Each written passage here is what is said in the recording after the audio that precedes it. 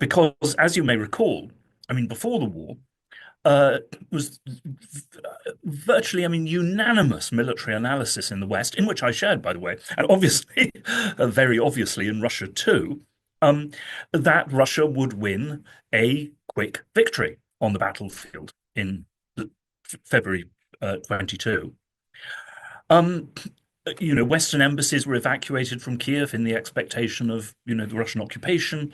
And the CIA was planning, and this was, actually quite publicly discussed, not for defeating the Russians on the battlefield, but for how to supply a guerrilla war against a Russian occupation of Ukraine, or most of Ukraine, roughly along the lines of how America and the West supported the Afghan Mujahideen in the 1980s. And my own doubts about the Russian invasion were not about Russian victory, in a war of maneuver. I, as a war correspondent, covered the Chechen War of 94 to 96 from both sides.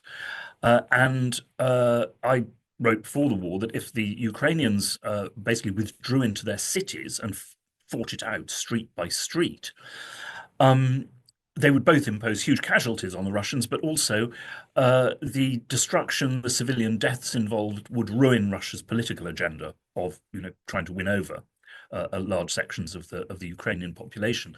Now, that, as it turned out, was entirely correct.